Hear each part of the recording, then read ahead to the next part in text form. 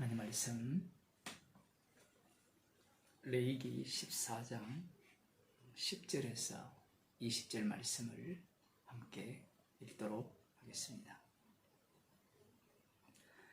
제8일에 그는 흠없는 어린 수양 둘과 1년 된 흠없는 어린 암양 하나와 또 고운 가루 에바 10분 3에 기름 섞은 소재물과 기름 한 록을 취할 것이요 정결케 하는 제사장은 정결함을 받을 자와 그 물건들을 회막문 여호와 앞에 두고 어린 수양 하나를 취하여 기름 한 록과 아울러 속건제로 드리되 여호와 앞에 흔들어 요제를 삼고 그 어린 수양은 거룩한 장소 곧 속죄제와 번제 희생 잡는 곳에서 잡을 것이며 속건제물은 속죄제물과 일례로 제사장에게 돌릴지니 이는 지극히 거룩한 것입니다.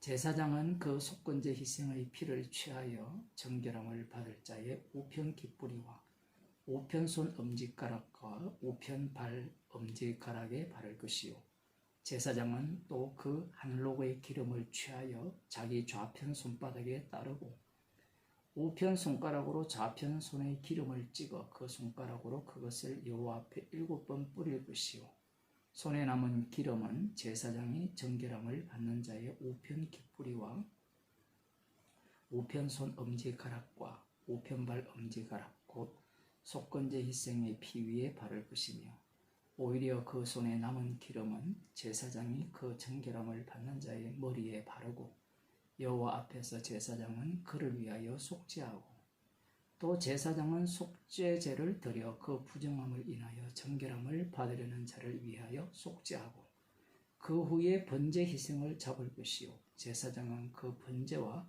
소제를 단에 드려 그를 위하여 속죄할 것이라 그리하면 그가 정결하리라. 아멘. 오늘 본문도 역시 어제 우리들이 살펴본 내용과 동일하게 어제 본문에서는 진 밖에서 어떻게 문둥병자가 정결케 되는가 그 규례를 말씀하셨고 오늘 본문은 진 안으로 들어갔지만 아직까지 자신의 장막으로 들어갈 수 없습니다. 자기가 살 집으로 들어가려면 어떻게 해야 되는가 그 정결 규례를 말씀하시는 겁니다.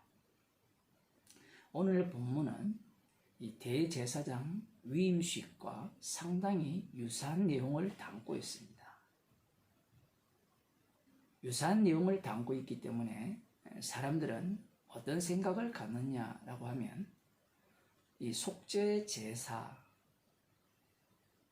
여기에 대한 규례의 그 더 근본적인 것 달리 표현하면 제사장의 위임식이 문둥병자가 정결케 되는 규례보다 더 확실한 이 거룩하게 되는 그 제사법이 아닌가 그런 생각을 갖게 됩니다. 그러나 예수님께서 이 땅에 육신을 입고 오셔서 십자가에 못 박혀 죽으셨죠.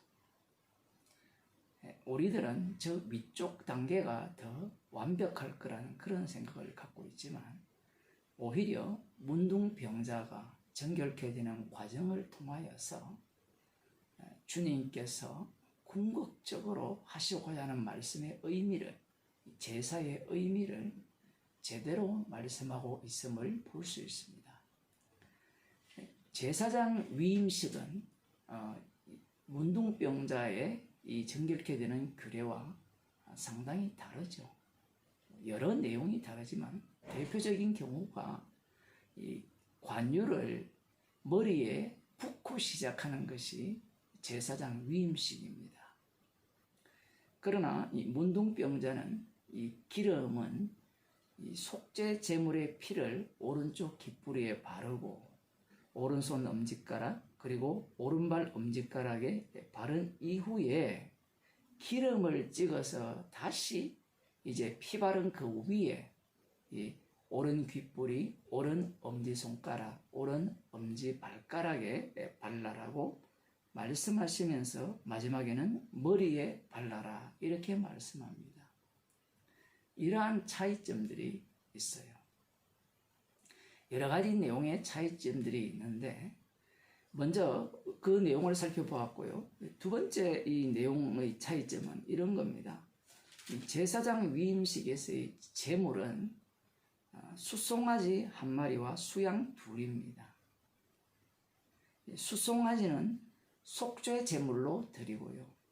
수양 둘 중에 하나는 번제로 드리고 또 하나는 위임식 제물로 드립니다. 그리고 이 위임식 제물의 피를 제사장의 오른 깃불이, 오른 엄지손가락, 오른 발가락에 바르는 거예요.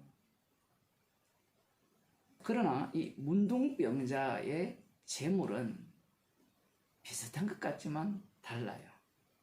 어떻게 다른가? 여기에 보면 10절에 흠없는 어린 수양 둘과 1년 된 흠없는 어린 암양 하나입니다. 앞서 제사장 위임식에서 숫송아지가 속죄 제물이었고 이 수양 둘이 번제와 위임식 제물이었죠. 여기에서도 수양 둘이 등장하고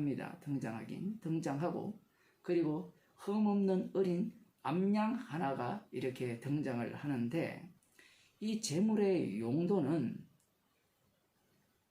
어떻게 되는가? 여기에 보면 수양 하나, 수양 둘 중에 하나는 속건제로 드립니다. 제사장 위임식에서는 속죄제로 시작을 하죠. 그런데 문둥병자가 정결케 되는 규례는 속건제로 시작을 합니다. 그래서 수양 하나를 속건제로 드리고 이 속건제가 완료된 이후에 수양 한 마리를 그 속죄제로 드립니다. 속건제 드린 수양 한 마리 이후에 한 마리가 남았죠. 그 한 마리는 속죄 제물로 드리고 그리고 암양, 이 1년 된 암양, 흠없는 어린 암양 하나는 번제로 드립니다. 왜 이렇게 복잡하게 되어 있는가?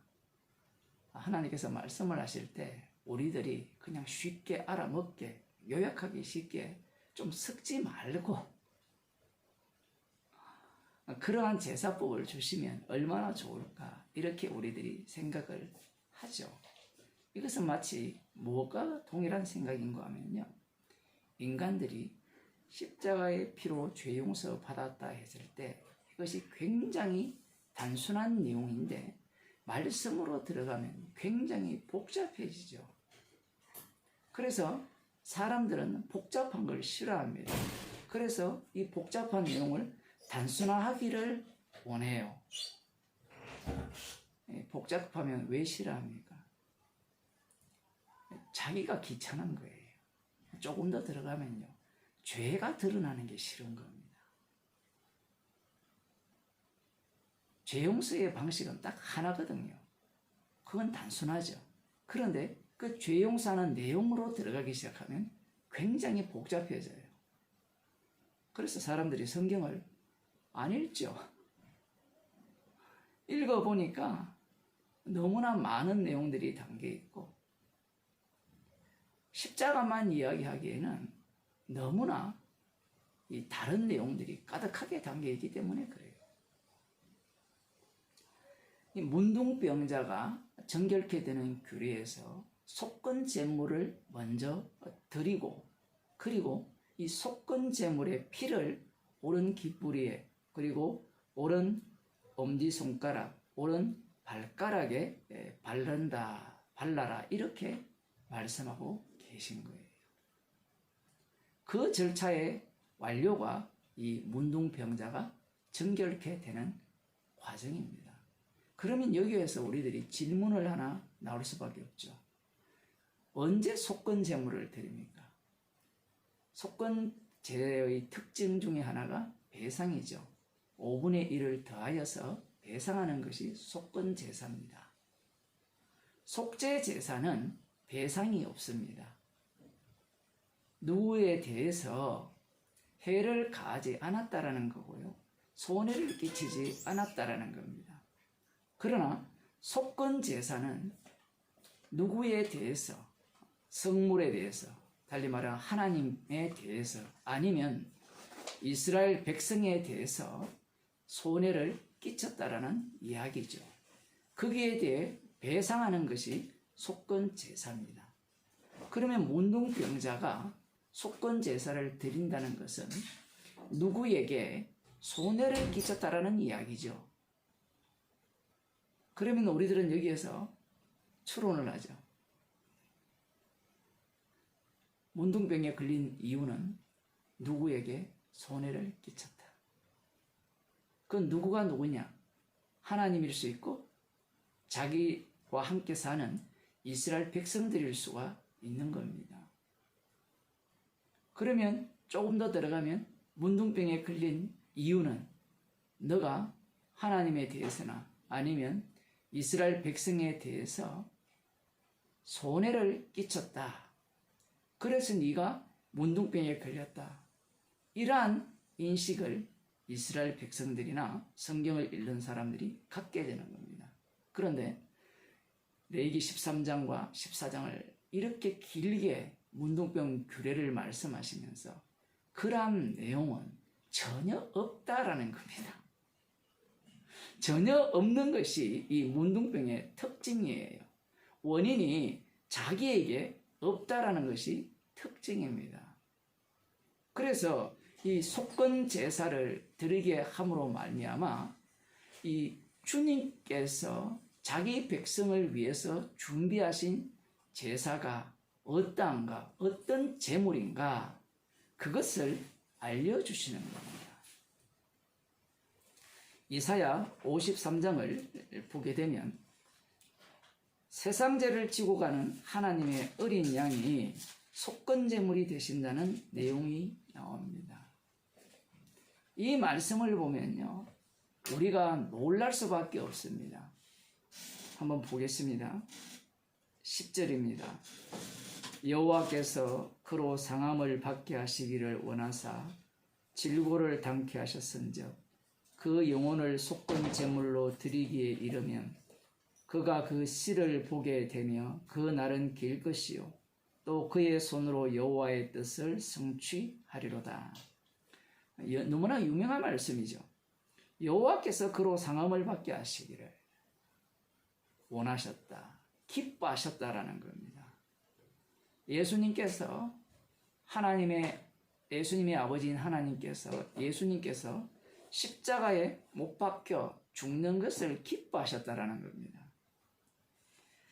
그래서 질고를 당케 하셨은즉 그 영혼을 속건 제물로 드리기에 이르렀다라는 거예요. 예수님은 속건 제물 되신다라는 거예요. 화목 제물 되신다는 것은 우리가 너무나도 잘 아는 겁니다. 그런데 속건 제물 되신다라는 말씀은 그 의미가 엄청나게 다른 겁니다. 뭐가 다르냐라고 할 때는 여기에 보면 주님께서 속건 제물이 되셔서 그 씨를 보시게 되고 자기 백성을 만드셨는데 자기 백성의 죄를 용서하시는 그것에만 끝나는 것이 아니라 속건 제물이 되심으로 말미암아 자기 백성이 어느 자리에까지 올라가게 되는가가 아주 중요하게 나오는 겁니다. 레위기 제사법에 의하면 속건 제물은 하나님에 대해서나 형제, 이웃에 대해서 손해를 끼쳤을 때 배상하는 거잖아요. 그런데 그 배상이라는 것이 이 이사야 53장에 의하면 그만큼 가해를 가했는데 거기에 따른 배상을 더함으로 말미암아 그가 이전에 없었던 것들을 더 많이 소유하게 하는 의미를 갖게 되는 겁니다. 5분의 1을 더한다는 것은 없었던 것을 갖게 되는 거죠.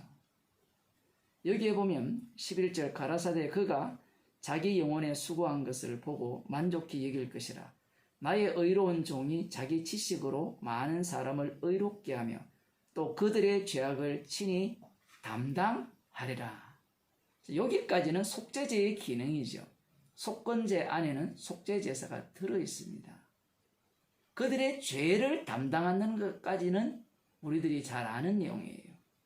그런데 문둥병자를 통하여서 하나님께서 이스라엘 백성들에게 어떠한 내용을 그들에게 부어주셨는가를 보여주시는 겁니다.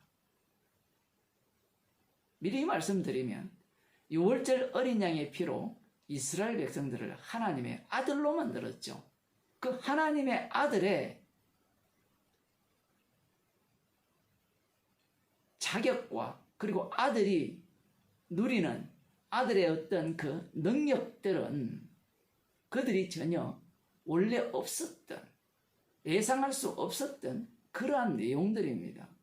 여기에 보면 12절에 이러므로 내가 그로 존귀한 자와 함께 분깃을 얻게 하며 강한 자와 함께 탈취한 것을 나뉘게 하리니 이는 그가 자기 영혼을 버려 사망에 이르게 하며 범죄자 중에 하나로 헤아림을 입었습니다. 그러나 실상은 그가 많은 사람의 죄를 지며 범죄자를 위하여 기도하였느니라 하시니라. 속건 제물이 되셔서 자기 백성을 하나님의 아들로 만드시고 그 하나님의 아들로 만드셔서 죄 용서는 기본으로 들어갑니다. 들어가서 그 하나님의 아들로 만든 그를 주님과 함께 영원히 왕노릇하게 하시는 내용까지 이스라엘 백성 속에 부어 넣어버립니다. 요한계시록 20장 6절을 보면 이 세대주의자들이 아주 좋아하는 내용이 나오죠. 천년왕국설을 주장하는 그들인데 여기에 보면 이 첫째 부활에 참여한 자들은 복이 있고 그리스도 안에 있는 자들입니다. 첫째 부활에 참여한 자들은 복이 있고 둘째 사망이 그들을 다스리는 권세가 없고 이미 성도는 첫째 부활에 참여했죠. 십자가 안에 있기 때문에. 그러니 둘째 사망이 그들을 다스리는 권세가 없습니다. 우리를 다스릴 권세가 없죠. 지옥 안 간다 이 얘기입니다. 그 다음 그들이 하나님과 그리스도의 제사장이 되어 이스라엘 만드신 목적이 제사장 나라죠. 여기에 보면 천년 동안 그리스도로 더불어 왕노릇하리라. 이 말씀에 인간들이 눈이 뒤집어지잖아요. 선악과를 따먹어서 그래요. 제사장이 되어 그리스도로 더불어 천년 동안 왕노릇한다 라는 말씀의 의미는 예수님께서 이 땅에 육신으로 사실 때 십자가에 못 박혀 죽으셨죠. 그 죽으심이 유대인의 왕이었어요. 영원한 대제사장으로서의 왕의 모습을 십자가에서 보여주신 겁니다. 그러하다면 예수님의 공생애가 바로 왕노릇하는 대제사장으로서 왕노릇하는 공생애였다라는 거예요. 그래서 성도는 어떠한 혜택을 받았느냐? 속건제물 되시는 예수님으로 인하여서 죄 용서를 받았을 뿐만 아니라 예수님이 이 땅에서 대제사장으로서 왕노릇하신 그 왕노릇을 할 권세를 받았다는 거예요. 이게 기쁘지 않습니까?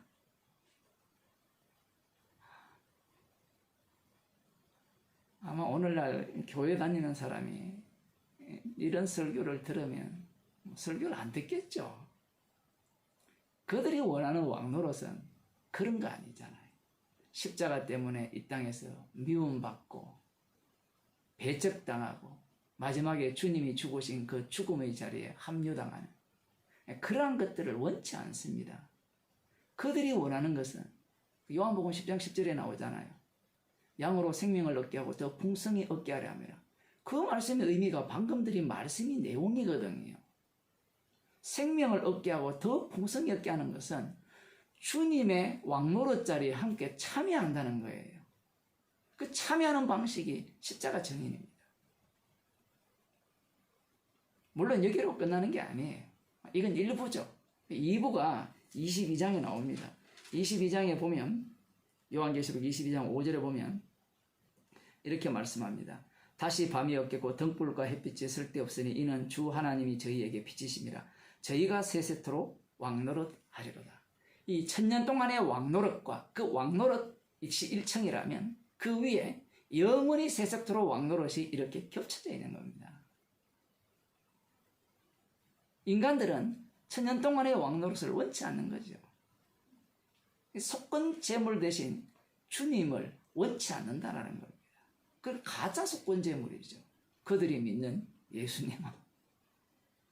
이 문둥병자를 통하여서 단순히 재용서에서 복받는 그러한 어떤 이스라엘 백성을 만들고자 한 것이 아니라 제사장 나라.